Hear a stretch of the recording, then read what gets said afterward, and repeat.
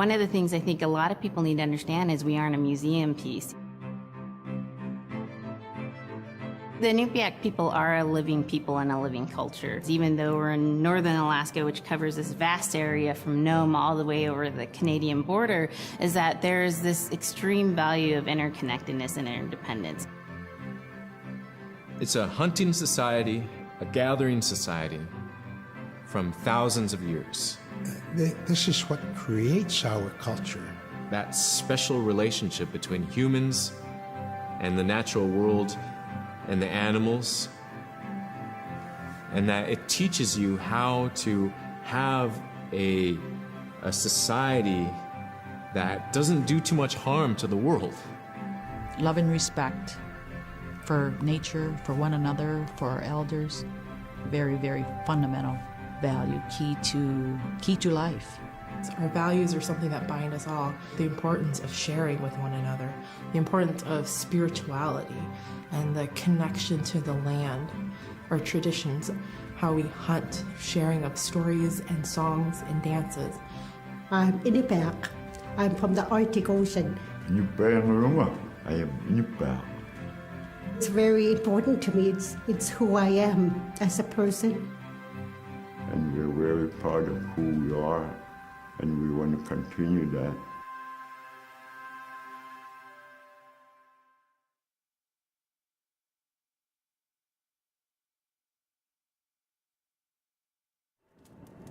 Unipkaako te aksiikpen.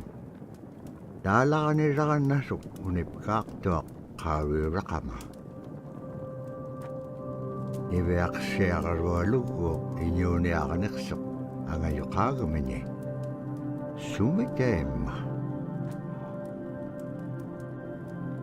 Niveaqsiaqarualu qanguniallatuneqsaq. Aasiisuraqallavluni supayaanik.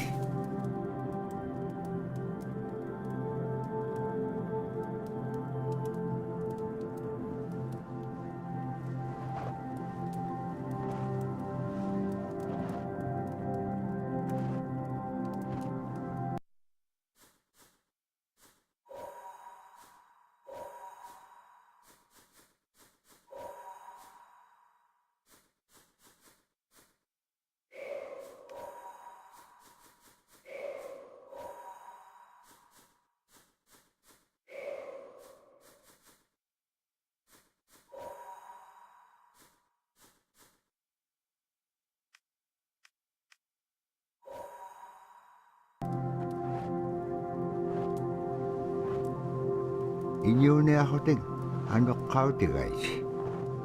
Anuqulingaallaaqsuq. Anuqulingaallaaqpaalluni. Kisaimma panernialiaqsivut. Niveaqsiaqarualuk kisaimma isummerpoq. Tapraasi kangitsaquaqsigaasumman anuqlisuurukumagaan. Summan anuqulingaallaaqamagaan. Tapraasi kangitsaquaqsigaasumman anuqlisuurukumagaan.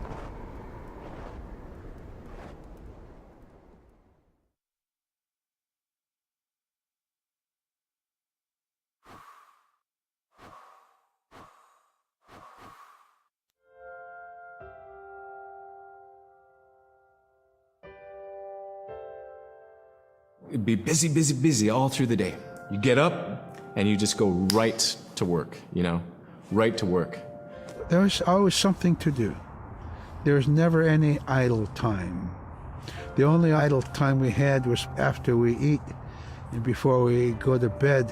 One of the older people would just be relaxing, laying down there and saying, it'd be really nice to hear a story.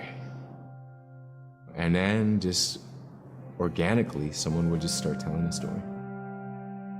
Storytelling for the Inupiaq people is very important because it not only created that sense of community, but is a way to pass on wisdom to the next generation. It was like TV, It was just like, it was as good as any movie you've ever seen.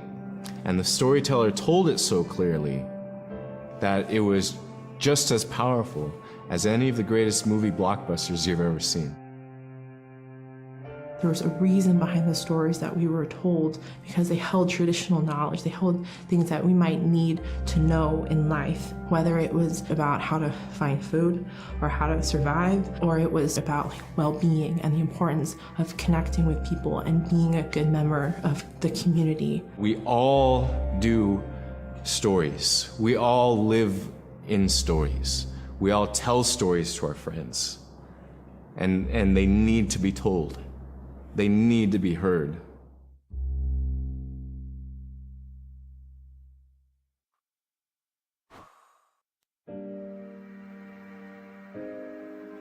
So scrimshaw is this really beautiful method of art that's done either on baleen or ivory, and traditionally it was used to tell stories.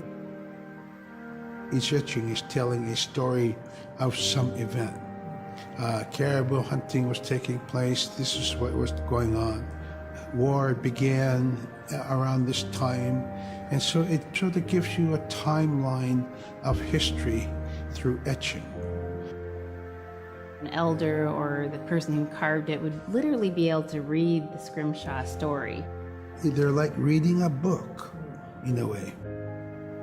A lot of the storytelling traditions would be things that after the storytelling was done, we'd just rely on the next person telling it. And so scrimshaw is a very important way for Alaskan Native people to record their history.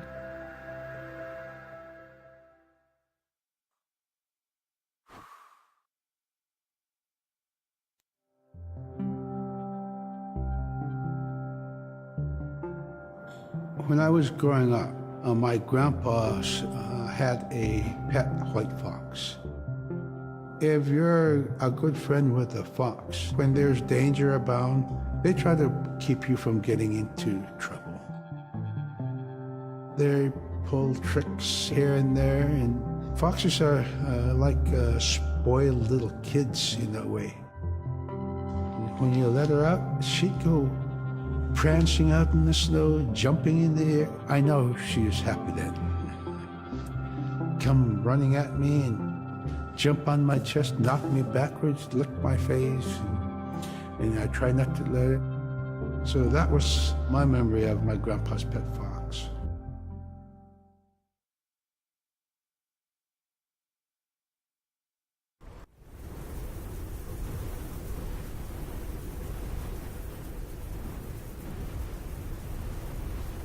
Ano hulak pa ito sunira ka na chokon ni. Dabra ni beyak siya karewalok ayung itchak. Payagniulik siya ko.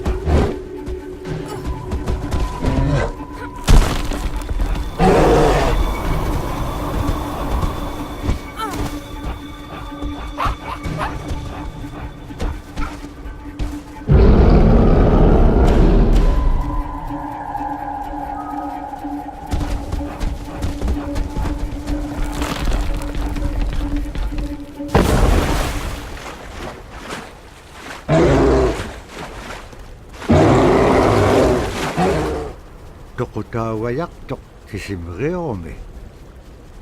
Araan napkangapiak tok.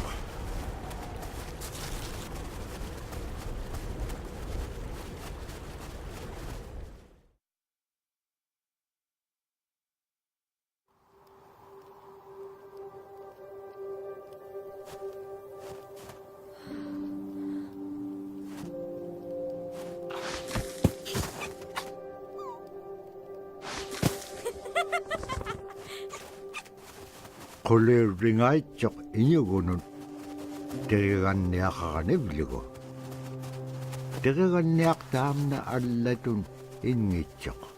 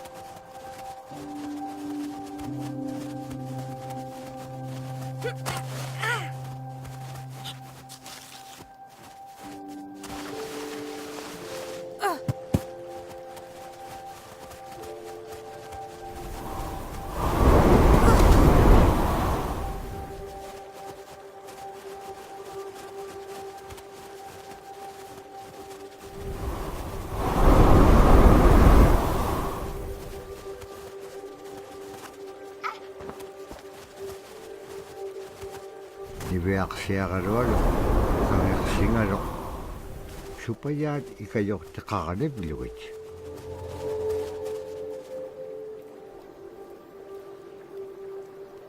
Alaw lo ni tam na takikan niyak. Sibuniksip ka nga nibeak siya karolo. Kanudun pekpaganak tilangit tamat ko, ikayok tawruat.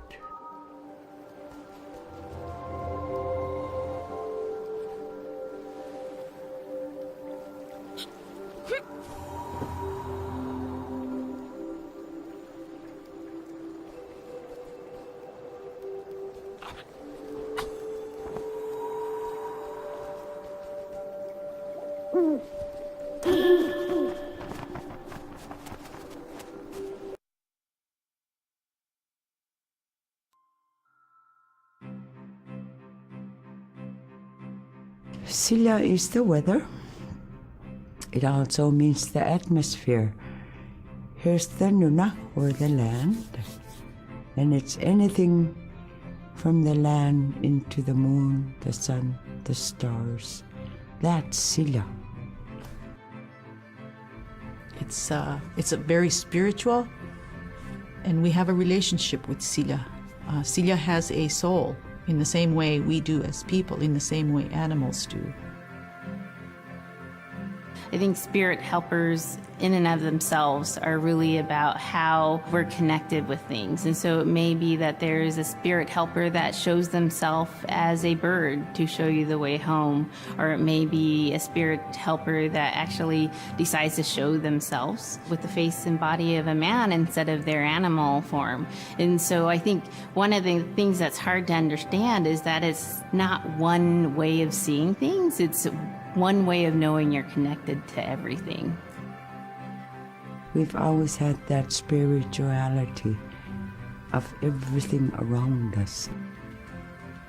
It's the interaction you have with the air you breathe, the ocean that you gather resources from, the rivers from which you gather fish, the tundra from which you pick berries, the animals that give themselves. It's all of that.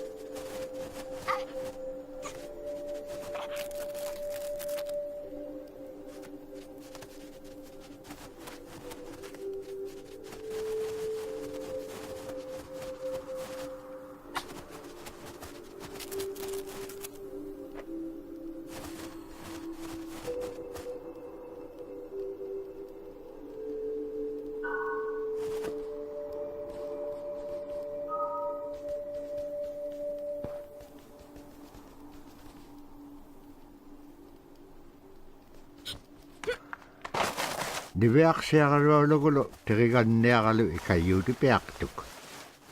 Siqaqaniortimigani. Araa kangeqsinaitsoqunni qaneq pisilaaq. Agalaan tavra atautsikun aingaluk.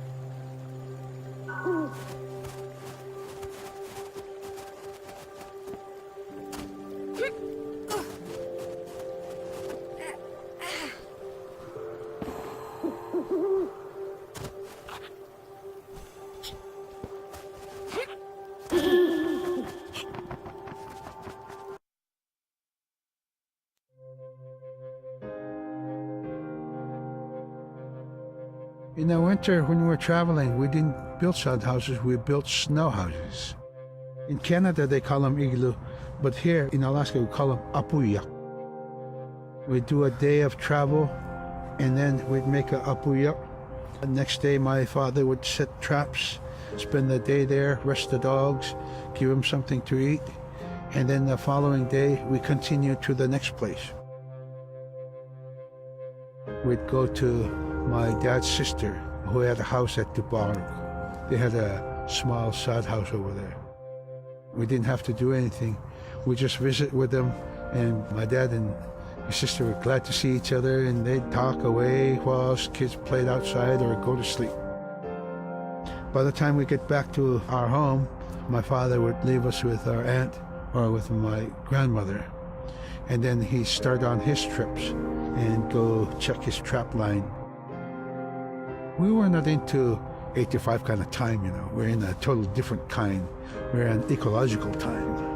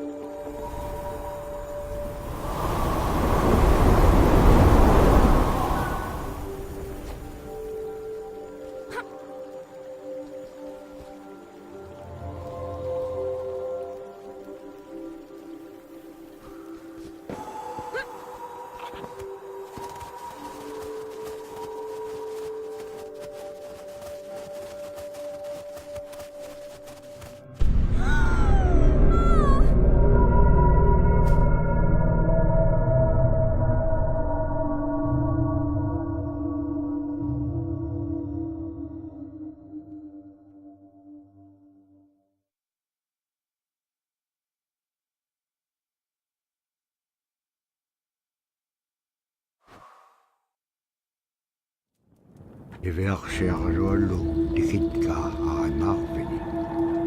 Agalan malunak singamalak. Inyo kulok, dikin ngamalok, iveak siya karolo, pingan. Iba halak si malok sumitema. Dikatsak kumanyain yaksok. Pakit kangam nago, ibaktan eh.